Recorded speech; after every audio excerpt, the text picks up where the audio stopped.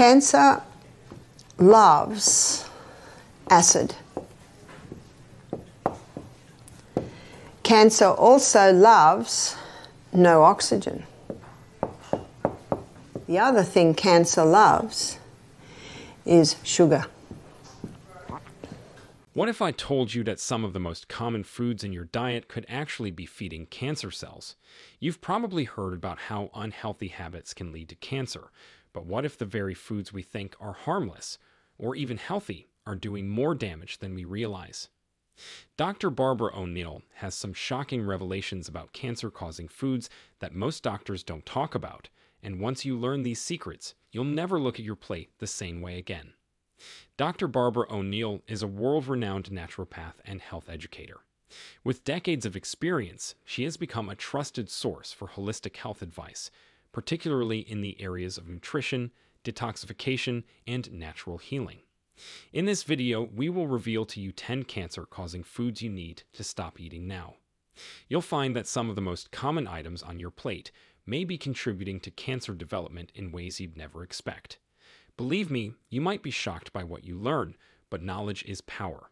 So without any further ado, let's get started. At the core of Dr. O'Neill's findings is the idea that cancer thrives in an acidic environment. Our body's pH balance, which ranges from acidic to alkaline, plays a huge role in our overall health. When the body becomes too acidic due to our diet, it creates an environment where inflammation, oxidative stress, and ultimately cancer can develop. The goal is to maintain a slightly alkaline pH, which creates a healthier cellular environment and discourages the growth of cancer cells. The problem here is that so many of the foods we consume every day are acid-forming. Let's explore some of the biggest offenders and learn how they contribute to cancer risk. Number 1. Meat. Let's start with one of the most controversial food groups. So what foods are high in phosphorus, sulfur and chlorine? Meat. This explains why Dr. Colin Campbell found he could turn cancer cells on and off like a switch by the amount of meat and dairy products he was giving the rats. Dr. Barbara O'Neill isn't alone in pointing to meat as a significant contributor to cancer risk. Meat, particularly red and processed varieties, is packed with phosphorus, sulfur, and chlorine, which are 3 compounds that increase acidity in the body. But why is this such a problem? Well, in acidic environments, our cells struggle to function optimally. Inflammation becomes rampant, and oxidative stress damages our DNA, paving the way for cancer cells to multiply. Research by Dr. Colin Campbell, known for his famous China study, has demonstrated a clear link between high consumption of animal proteins like meat and dairy and the activation of cancer cells, at least in animal studies. Another problem here is that when you cook meat at high temperatures, like grilling or frying, harmful compounds called heterocyclic amines and polycyclic aromatic hydrocarbons form. These chemicals damage the DNA in your cells, setting the stage for cancer to develop. Number 2. Refined sugar. Everyone knows sugar isn't great for your waistline, but did you know it could also be creating a toxic environment for your cells? Refined sugar, it's very acid forming. When we consume sugar, our body processes it through metabolism, which produces acidic byproducts. This shifts our pH balance toward acidity, creating conditions where cancer cells can thrive. Cancer cells also feed on sugar. This is well documented in medical research. They require more glucose than healthy cells to grow and multiply, so when you consume sugary foods and drinks, you're essentially fueling cancer. Dr. O'Neill stresses the importance of drastically cutting down on refined sugar. It's hidden in so many foods, from sodas to salad dressings, so be mindful of where it might be sneaking into your diet. Number 3. Wheat. Wheat is a major part of most people's diets, especially in the form of bread, pasta, and other baked goods. But did you know that the wheat we eat today is vastly different from what our ancestors consumed? The hybridized wheat, the hybridization of the wheat created a lot more of the acid-forming minerals. In the 1950s, hybridized wheat was developed to produce higher yields and be more resistant to environmental factors. But this new wheat, known as the MS strain, came with a cost. its protein structure became much more complex, particularly in terms of gluten.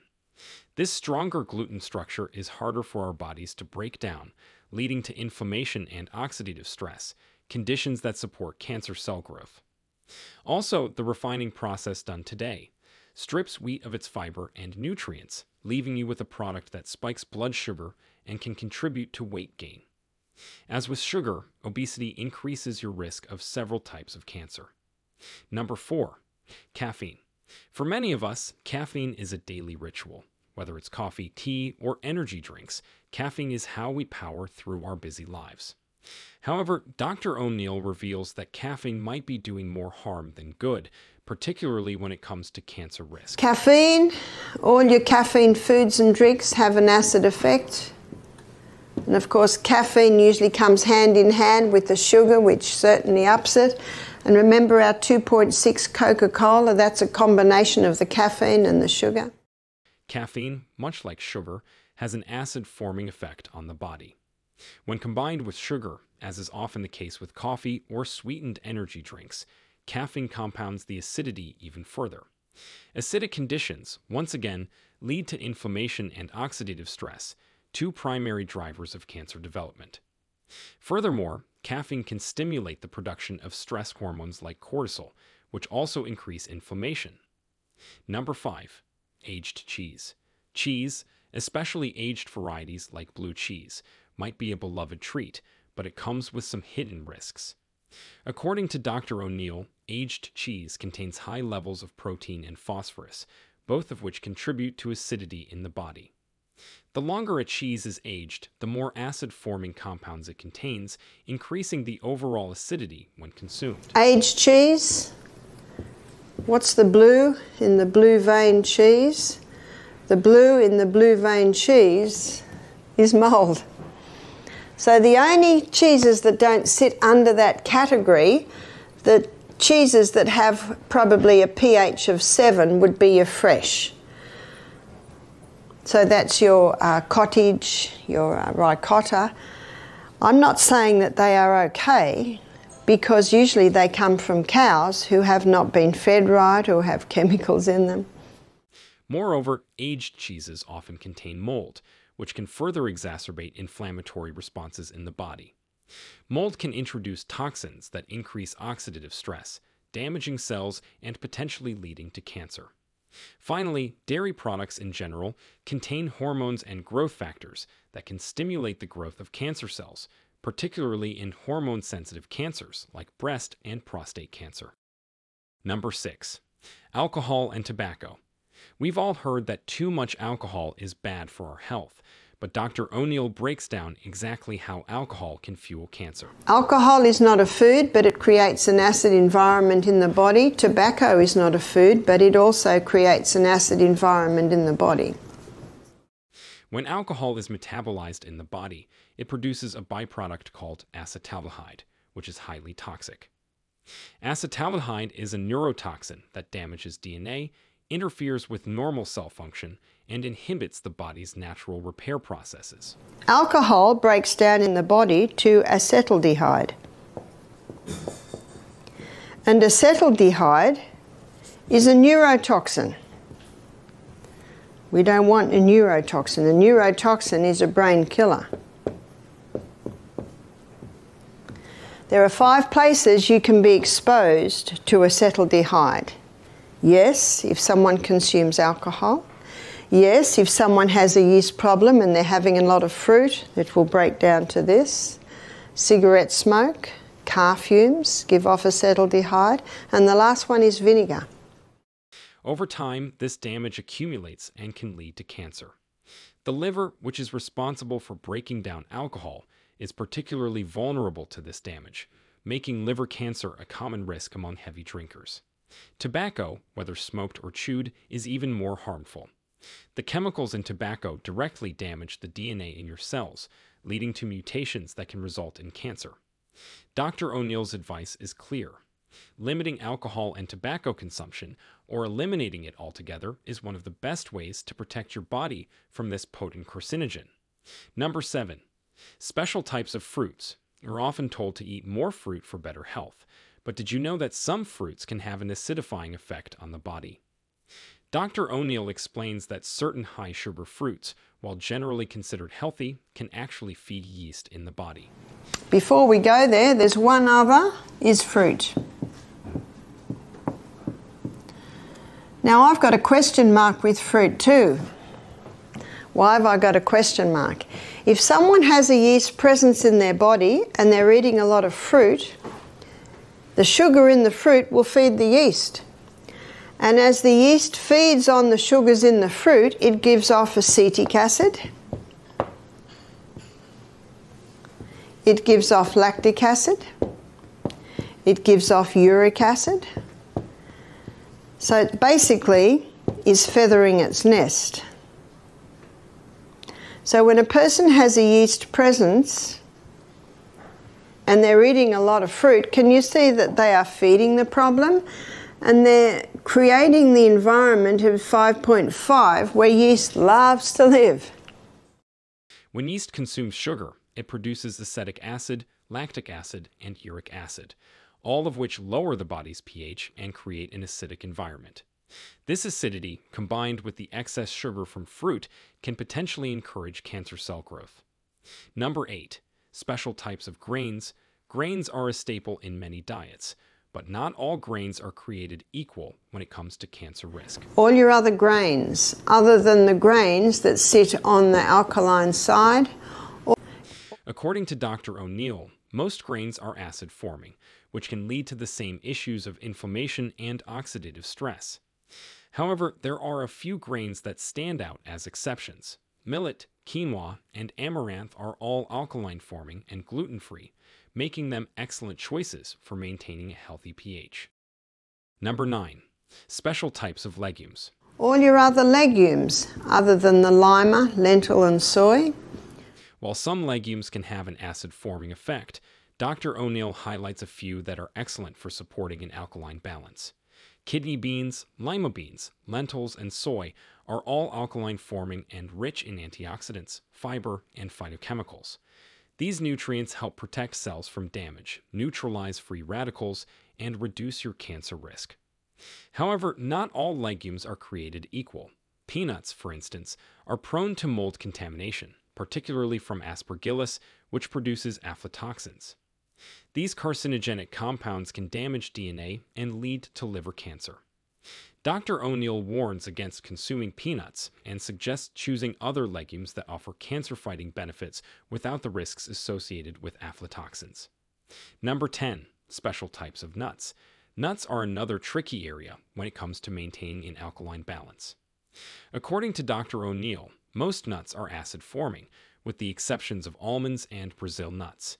These two varieties are alkaline-forming and packed with healthy fats and nutrients. And all your other nuts, other than the almond and Brazil, have an acid effect. For those looking to maintain a healthy pH, sticking to almonds and Brazil nuts is a wise choice. These nuts offer all the benefits without disrupting the body's pH balance. Are fruits, legumes, and nuts unhealthy? Now, after reading about all these potentially cancer-causing foods, you might be wondering how to maintain a healthy balance in your body. One key way is by keeping your body's pH levels in check. Your body functions best when it's slightly alkaline, with a pH between 7.35 and 7.45. Eating too many acidic foods can tip the balance toward acidity, which, as we discussed, can create an environment where cancer cells thrive. To maintain a healthy pH balance, Dr. O'Neill recommends a diet consisting of 20% acid-forming foods and 70 to 80% alkaline-forming foods. To maintain the 6.5 environment, we need to be consuming 20% acid-forming foods and 80%, 70 to 80% alkaline-forming foods. And I'm sure you're not surprised to hear me say that the 20% should come from this section here. Yes, oatmeal is here. Yes, rice is here. They're not bad grains. We need a little acid. Yes, your chickpeas are here and your garbanzos, your chickpeas, your black-eyed beans, your kidney beans. They're not bad. Of course they're not bad. We need a little acid. It's when the whole meal is acid that tips the scales. The key here is choosing the right acidic foods, such as legumes, vegetables, and nuts, and avoiding the cancer-causing foods we discussed, such as meat, sugar, alcohol, and tobacco. Alkaline-forming foods to reduce cancer risk. So, what should you be eating to fight cancer and keep your body alkaline? Dr. O'Neill highlights several alkaline-forming foods that are rich in antioxidants, fiber, and phytochemicals, all of which can help neutralize free radicals, reduce inflammation, and reduce your risk of cancer. Kidney beans, lima beans, lentils, and soy are excellent examples of alkaline-forming legumes that can lower your cancer risk. These legumes are high in antioxidants and fiber, which help protect cells from damage and promote healthy digestion. Millet, quinoa, and amaranth are also alkaline-forming, gluten-free grains that are rich in antioxidants and fiber. Quinoa is particularly beneficial because it's a complete protein, meaning it contains all 9 essential amino acids. Amaranth is another powerhouse grain, packed with calcium, iron, and fiber that can support bone health. By focusing on these alkaline-forming foods and reducing your intake of cancer-causing acidic foods, you can help your body stay balanced, healthy, and better equipped to fight off cancer cells. At the end, it's important to remember that dietary changes are not a substitute for medical attention. The foods and tips mentioned here cannot prevent, cure, or treat cancer. Cancer is a complex disease that requires proper medical evaluation, diagnosis, and treatment from healthcare professionals. If you have concerns about cancer or your health, it's essential to seek advice from a doctor or oncologist to explore the right treatment options for your condition. Now we want to hear from you. Do you or someone you know eat too much of these foods? What surprising food on this list shocked you the most? Share with us your experiences and opinions in the comments below. We love to hear them. Thanks for watching.